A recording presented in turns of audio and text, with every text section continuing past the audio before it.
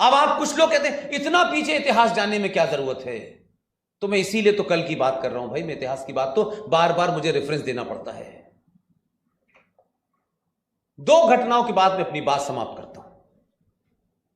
भारत का संविधान देखा आप लोगों ने? ओरिजिनल संविधान के बारे में कुछ पता है आपको?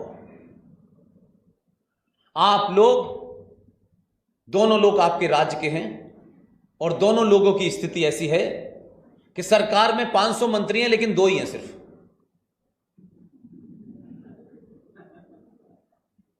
इसलिए आप उन दोनों में से किसी से भी ये बात कहिए, मैं जानता नहीं, मेरी इतनी हैसियत नहीं, न वो मुझे जानते न मैं उन्हें जानता, न मैं कभी जिंदगी में मिला न मैंने देखा कभी।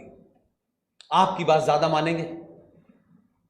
आप उनसे सिर्फ इतना ही कहिए कि जो भारत का ओरिजिनल संविधान है, उस संविधान की ओरिजिनल कॉपी पार्लियामेंट में हीलियम गैस के अंदर रखी हुई है। 97 में सरकार ने एक कोशिश ये की थी कि उस ओरिजिनल कॉपी का रेप्लिका छपवाएं। ओरिजिनल रेप्लिका जो है वो छपी, मैंने सुना है, फिर वो खत्म हो गई, अब अवेलेबल नहीं है। मैं ऐसी चीजों की खोज में रहा। मैं किसी के घर गया, मुझे बताया गया कि वर्तमान में जो लोकसभा के स्पीकर हैं उनके पास शायद एक कॉपी है। मुझे उस दिन एहसास हुआ कि यूट्यूब कितनी बड़ी ताकत है। मैंने उनसे 5 मिनट का समय मांगा।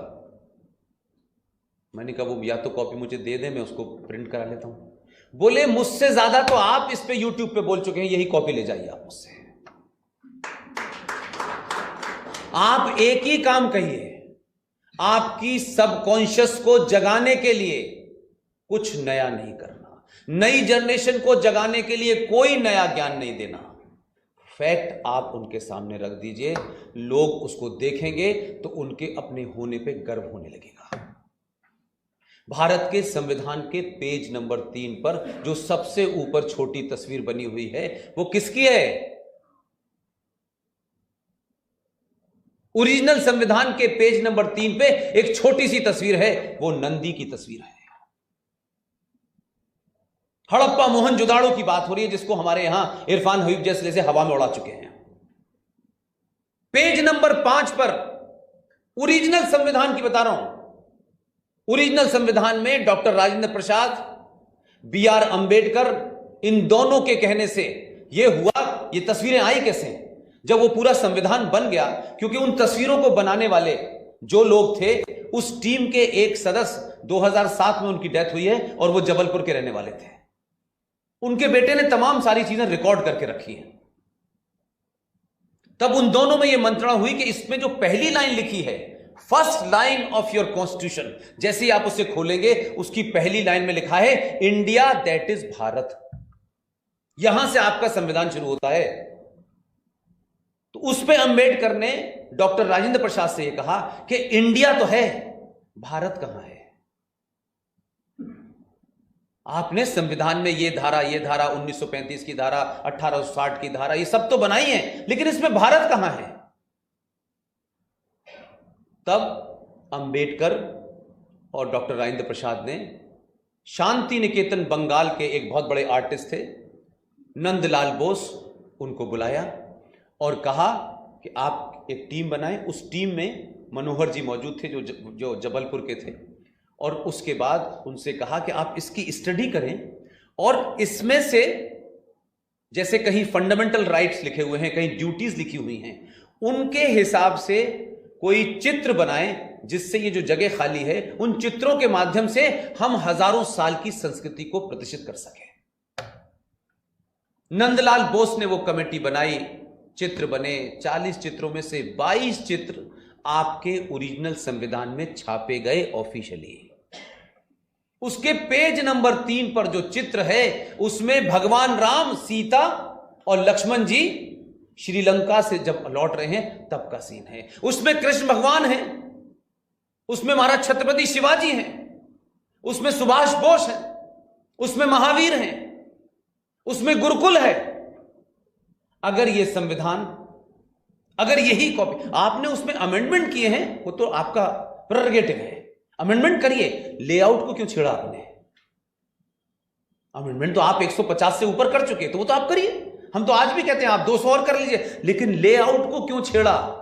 वो तो उसी संविधान का हिस्से के तहत थे, कोई खूबसूरत लगने के लिए फूल पत्ती थोड़ी बनाए गए थे। अगर वो उस देख लें आप, तब आपको लगेगा कि आपके उस दौर में भी लोग बड़े बड़े राष्ट्रवादी थे, उन्होंने बहुत दूर की सोची थी, बहुत दूर की सोची थी। इसी तरीके से एक घटना और बताता हूं, वो मैं आया हूं और आप ही के जो दौलत खाना है आपका, उसमें वो कैलेंडर लाके रखे हैं मैंने, वहां से लेके इसीलिए आया हूं ताकि मैं आपको दे दूं। 1952 में भारत की पार्लियामेंट में जब तमाम चीजों पे चर्चा हो चुकी, तो वो चर्चा हुई और फिर बंद हो गई, हुई फिर बंद हो गई, लेकिन कॉन्क्रीट जो बहस हुई वो 57 में हुई और यह कहा गया कि भारत का तिरंगा है, भारत का पक्षी है, भारत का जानवर है, भारत का ये है, भारत का वो है, लेकिन भारत का कैलेंडर कहां है? तो कुछ गोल टोपी वाले खड़े हो गए, यही कैलेंडर ठीक तो है, तो उनका ना, तो इतना दबाव पड़ा भारत की पार्लियामेंट में कि जवाहरलाल नेहरू ने एक कमेटी बनाई और उस कमेटी का नाम था कैलेंडर सुधार समिति। प्रोफेसर साहा जो बहुत बड़े साइंटिस्ट थे, उनको चेयरमैन बनाया। इलाहाबाद विश्वविद्यालय के भौतिक गणित के जितने भी प्रोफेसर थे वो उसके मेंबर बने, 7 या 8 मेंबर बने। और यहां जो महाराष्ट्र में एक अखबार निकलता था केसरी, उसके संपादक को बनाया। पीयूष भाई अब देखिए जरा, और उन लोगों ने पूरी रिपोर्ट तैयार की और रिपोर्ट तैयार करके उन्होंने ये कहा कि भारत का कैलेंडर सत संवत से होना चाहिए। कुछ लोग खड़े हो गए कि हिंदू कैलेंडर है, तो आप जानते हैं कि उस जमाने के लोगों ने तबीयत से उन्हें समझा दिया कि हिंदू क्या होता है और सत संवत क्या होती है, और दोनों सदनों से पूर्ण बहुमत से वो कैलेंडर पास हो गया कि भारत का कैलेंडर सत संवत से छपेगा। सत संवत वो टर्मिनोलॉजी है, एक क्या बोलते हैं, संस्कृत का शब्द है, लेकिन शुद्ध साइंस के ऊपर है। डेट टाइम कैसे होगा वो उसके ऊपर था, उसका किसी हिजरी से या किसी पैगंबर से या ईसा मसीह से नहीं था कोई लेना देना। 1958 में जब पहला कैलेंडर छप के आया तो फिर वही बीसी वाला छप के आ गया, और यह बात भारत के संसद में होकर रख गई। मैं इस दौर में जब चलना शुरू किया मैंने 14 से, तो मुझे कुछ लोग मिले, भास्कर जी की तरह थे वो लोग। A4 साइज पे जरा उनका दीवानापन तो देखिए, उनका कमिटमेंट तो देखिए, जो अपनी जिंदगी जी चुके हैं, जिन्हें कुछ नहीं मिलना, लेना नहीं, देना नहीं, तन पे एक वो पुराने जमाने वाली जो अंडरशर्ट होती थी वो पहने हुए, तो मुझे ऐसे ही कहीं मिल गए वो। तो मुझे थोड़ा सा because of my journalistic background मुझे शौक भी होता है लोगों से, भाई आदमी ऐसा क्यों कर रहा है। तब उन लोगों ने मुझे बताया कि हम A4 साइज पे वो कैलेंडर बनाते हैं जो भारत की पार्लियामेंट ने पास किया। तो मेरे कान खड़े हुए, मैंने कहा कौन सा कैलेंडर, कौन सी पार्लियामेंट? तब उन्होंने कुछ कुछ धुंधला धुंधला बताया मुझे, ऐसा था, इस डेट में हुआ था, इस डेट में हुआ था। अब मैं ये तो मानता था कि भाई ये कोई कमिटेड लोग हैं, हो सकता है इन्हें चीज़ें याद ना हो। मैं यहाँ आया करीब 1-1.5 महीने तक भारत की पार्लियामेंट में जो प्रोसीजर होता है, मैंने कहा इस डेट की क्या क्या वो हुई है, ऐसी कोई डिबेट हुई है? तो अब क्योंकि बहुत सारी चीज़ें डिजिटल हो गई तो वो मिल गई मुझे। उस सब को निकाला, निकालने के बाद मैंने उसकी पूरी स्टडी कर ली कि असल में टेक्निकली ये सही है कि नहीं है। उसके बाद फिर हमने क्या किया कि उसकी कॉपी बनाई और रिजर्व बैंक ऑफ इंडिया को दे दी, और रिजर्व बैंक ऑफ इंडिया को हमने डाटा ये लगाया कि this is passed by parliament. Parliament की पास की हुई चीज सरकार से भी बड़ी होती है क्योंकि वो पार्लियामेंट की प्रॉपर्टी होती है। दोनों सदनों ने, रिजर्व बैंक के लोगों को समझ ही नहीं आया महीनों की कि हम क्या बकवास कर रहे हैं।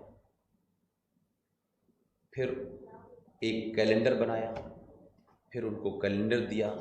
अब क्योंकि कंप्यूटर एक्सेप्ट ही नहीं करता, लेकिन एक चीज इसलिए नहीं कि उस कैलेंडर से मुझे यह था कि आने वाली नस्ल को यह पता चले कि पुष्पेंद्र को पता था, इनको पता था, इनको पता था, तो फिर इन्होंने किया क्यों नहीं कुछ? वो गाली ना दे और ये सच्चाई मेरे जाने के बाद पता चलेगी तो कहेंगे दुनिया का भाषण देते थे हमारे अब्बा जान, लेकिन काम की बात नहीं बताई उन्होंने। उस कैलेंडर को बनवाया, रिजर्व बैंक ऑफ इंडिया ने नोटिफाई किया पूरे देश के अंदर, इंडियन बैंक एसोसिएशन को लिखा, सत संवत की तारीख का पड़ा चेक आपको एक्सेप्ट करना है, आप अपने कंप्यूटर में अमेंड कर लीजिए।